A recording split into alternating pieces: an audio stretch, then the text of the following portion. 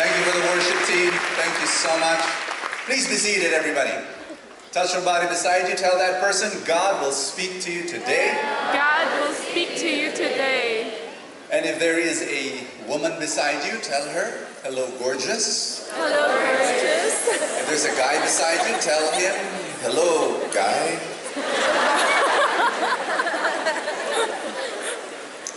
Hello, guapo. We're at the tail end of our series, as Dito was saying. Perfect 10. And today we're going to talk about the last three commandments, Commandment 8, 9, and 10. Commandment 8 is do not bear false witness. Do not bear false witness. When I was a kid, I looked at that and I said to myself, not applicable to me. I don't go to court. You know, I really thought the commandment was applicable only when you go to court and you become a witness. And then I grew up, studied a bit more, and I realized commandment number 8 is applicable every time you open your mouth. Every time you open your mouth, this command will apply. Think about it. If you've been living in this world for a considerable amount of time, you will know that in terms of opening your mouth, God created us not equal. Look around you. There are some people around you that open their mouth more than others. Yes. And think about it. When I'm going to read to you, of course, Exodus 20 verse 16 is the commandment itself. You shall not bear false witness against your neighbor. But I want you to look at Proverbs. Proverbs chapter 10 verse 19. Let's read together. Everybody, 1, 2, go. Don't talk so much. You keep putting your foot in your mouth. Be sensible and turn off the flow. I want you to slap somebody in the back and say, turn off the flow. Turn off the flow. If you go deeper into commandment number 8, you find out that it will talk about 3 things. Tell the truth, spread the truth, and live the truth. Everybody say, Tell the truth, spread the truth, live the truth. When we talk about telling the truth, I'm going to ask you this question. How many of you, even once in your life, you told a lie? Raise your hand. Even once in your life. Thank you. If your seatmate did not raise his hand, he's lying. I remember when I was a kid, you know, it doesn't feel good when you tell a lie. Normally. When I was a kid, I remember telling a lie.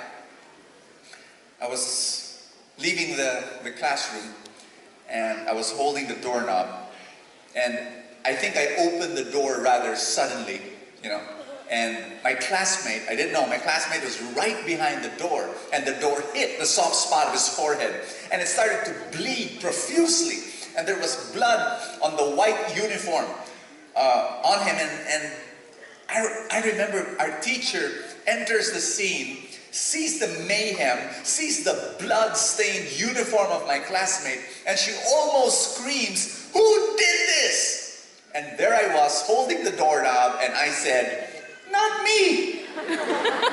Now I remember as a small boy, every night I would say my prayers, and kneeling beside my bed, I really felt bad because I did not tell the truth.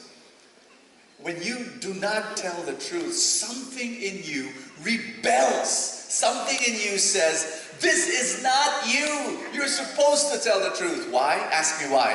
Why? Because God is truth. In John chapter 14, Jesus said, I am the way, the truth, and the life. And when you think about it, you're made in the image of God.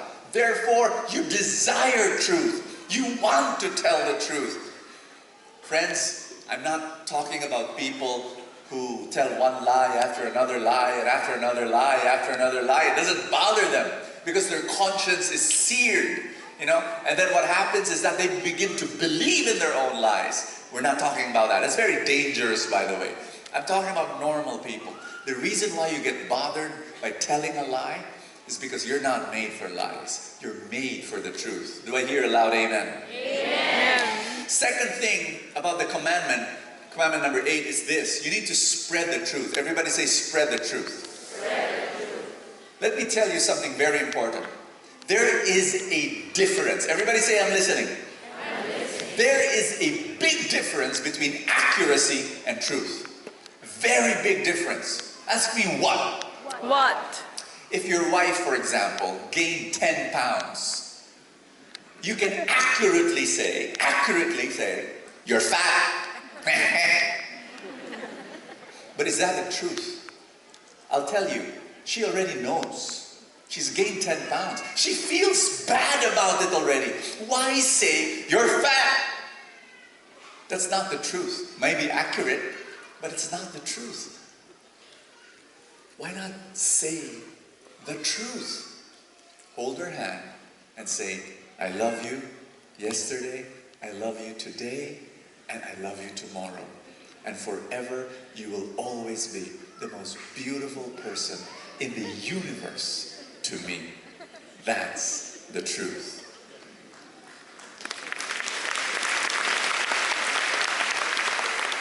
What am I saying?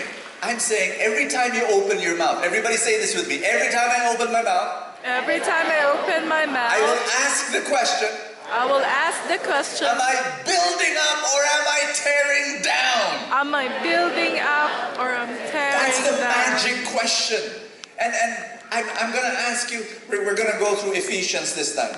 Powerful passage, chapter 4, verse 29. Together, 1, 2, 3, go. Do not use harmful words, but only helpful words, the kind that build up and provide what is needed, so that what you say will do good to those who hear you. That's why we cannot slander. You should not. Everybody say, stop slander.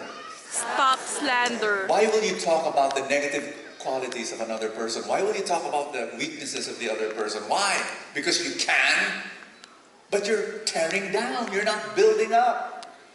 The other reason why you should not talk about the negative qualities of another person is because you're not sure.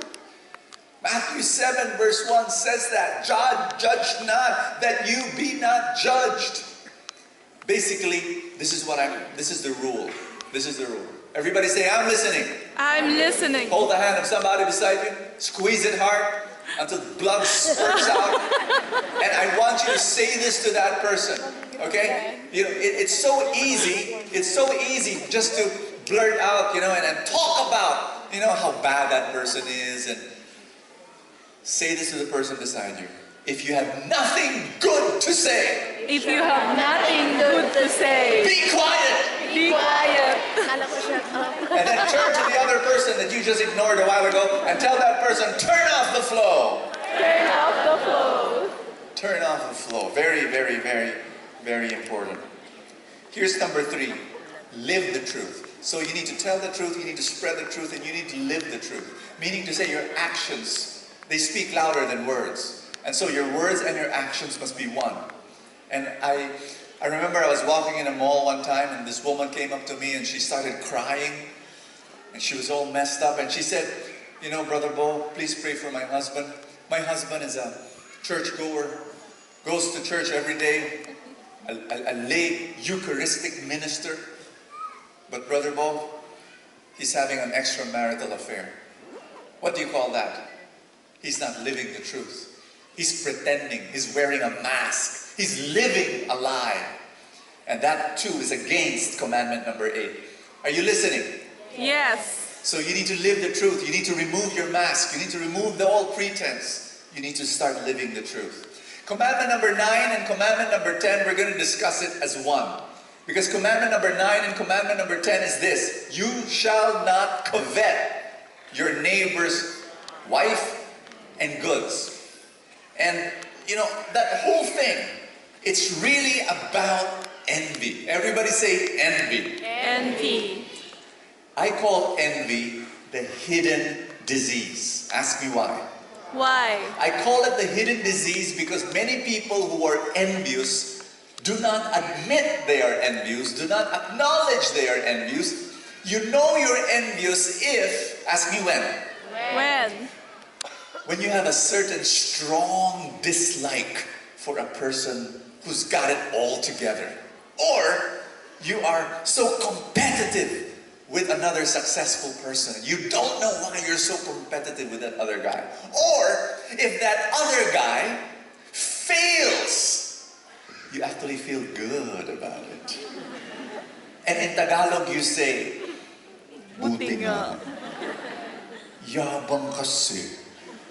In English,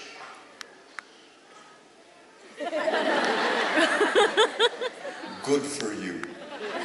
Or something like that. But the point is this, envy is a terrible thing. Ask me why people are envious. Ask me why. Why? Envy appears when you make others the measuring stick for your life. And you know what? I'm going to go deeper even than this, and I'd like to summarize this entire series for the whole month on Perfect 10. Why do we sin? That's a big question. Why do we violate the 10 Commandments? Why do we lie? Why do we cheat? Why do we steal? Why do we not honor our parents? Why do we covet and envy? Ask me, why? Why? Complete sentence, why do we sin? Why do we sin? I'll tell you why. A lot of religious leaders will say, because we're disobedient, because we're bad. Again, I think it's not a complete answer. I've been in ministry for 37 years. I've helped people and coached people and counseled people all over the world. I look at my life as well. I look at my own sinfulness. And I have a very big, very important statement I want to share with you to rock your world. Are you ready? Yes. I want you to nudge somebody in the arm and just tell that person, this is big. You better listen. This You is better big. listen. You better listen. You better listen. Are you ready? Say I'm ready. I'm ready. Here's my realization. For some people, sin doesn't come from a God rebellion, but from self-hatred. In fact, I want to rewrite this statement. It's not for some people, it's for most people. For most people don't sin because they rebel against God. They raise their fist against God. They're angry at God. No, for most people, they love God, but they hate themselves. There is this nagging sense of inferiority. They look down at themselves. They don't like themselves. That's why they fall into sin, because they think they belong to the mud. And therefore they throw themselves to the mud. They believe they're broken. And broken people act broken. Are you listening to me? Yes. And that was my story. I was addicted to porn for many years. And I loved God. I wanted to follow God. But I kept falling.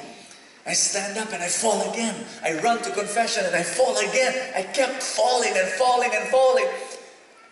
Not because I didn't love God. I loved God. But I was weak. And the reason is this. I believed I was weak. I believed there was something wrong with me. I was also molested as a child, which taught me that there was something wrong with me, and I hated myself. Are you listening to what I'm saying? Yes. Do you know how to solve this? Can I share with you how to solve it? Yes. I'll tell you a story. May I? Yes. One day there was a kid. He didn't like his name. He hated his name. His name was Robert Bajo. And he didn't like to go to school. If ever he went to school, it had to be very late because he wanted to miss roll call. Can you just imagine, you're there in the class, you know, Robert's there, and then the teacher's in front, and she's mentioning all the names, and of course she starts with the letter A's, you know, and Ramon Advincula, present, ma'am, and Ben Alvarez, present, ma'am, you know, and then she goes to the letter B, Robert Bajo, you know, all the classmates will jeer and laugh and insult and ridicule. You know, wherever he went, going to the cafeteria, going to school, going to class, you know, bow, bow, bow, bow, bow. So this little kid, you know, he promised to himself when he grew up, he will change his name.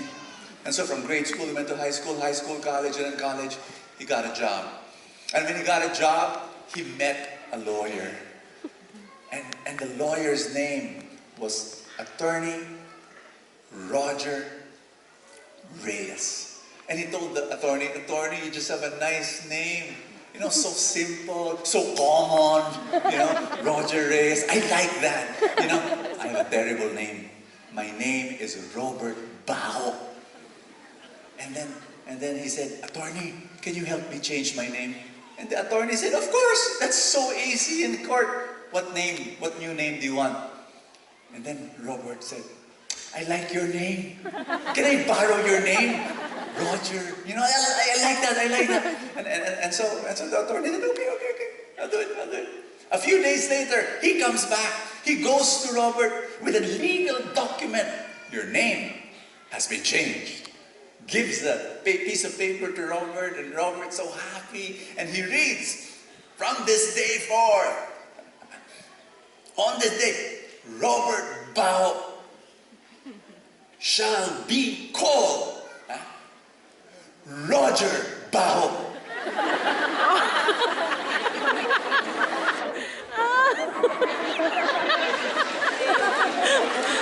Now,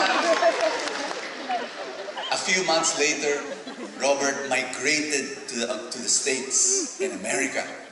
And in America, overnight, his most pernicious problem was solved. Ask me why? Oh, because the Americans don't know what baho means, right? And everywhere he went, people called him, so your name is Robert Baho. He had no more problems. The solution was not changing his name. The solution was changing the meaning of his name. The reason why I share you this story is this. This was my problem. You see, for the longest time, when I was growing up as a teenager, you know, addicted and all, friends, please understand, Bo, for me, my name, Bo meant molested. Bo meant addicted. Bo meant broken and bullied and bruised and bloody. That was me. And then God came to the picture. God came to my life. And God loved me. And every time God saw me, here's the beautiful thing. He does not see what I do wrong. He saw what I do right. And it was amazing when I look at how He looked at me. He saw me totally different the way I saw myself. I saw myself as nobody. And this is what happened. God changed, not my name. He changed the meaning of my name. After I realized how much God loved me, and after I received that love, slowly, Bo no longer meant molested. Bo meant magnificent. Bo no longer meant addicted. Bo means anointed.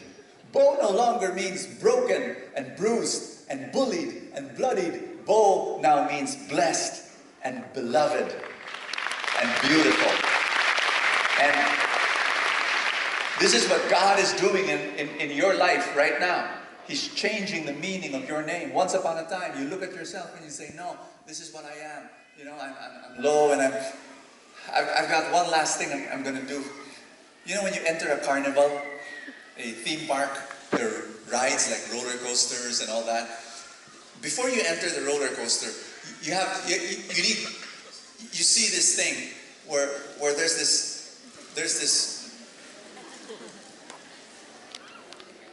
height requirement. And I remember bringing my son to the theme park, and he gets so frustrated.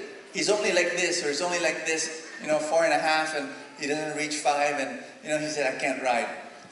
You know, in dealing with a lot of people, one of the things I've realized is that inwardly, everybody say inwardly, many people carry this. They carry this ruler in them, and they always tell themselves, I'm not tall enough. I'm not good enough. I'm not holy enough. I'm not intelligent enough. I'm not talented enough. They always think of themselves that they don't meet the requirement for a happy life, for a successful life, you know, for a fulfilling life. They bring it with them. They bring that ruler with them. And it's a rigged game. Everybody say that, rigged. Rigged. It's a rigged game. You know why? Because when they try to be better and they think they reach it, it goes higher, and it goes higher, and it goes higher. You'll never win. Something in you will still say, you're not tall enough, you're not sexy enough, you're not beautiful enough, you're not kind enough, you're not patient enough, you're not rich enough, and then you'll always feel bad. This is what God will do. You know what God will do? Ask me what? What? God will say, don't listen to them. Because you are greater than you think you are. You are better than you think you are. You are kinder than you think you are. You are more patient than you think you are. You are more blessed than you think you are. Because you're my child and I made you in my image and likeness. Didoy, close this message.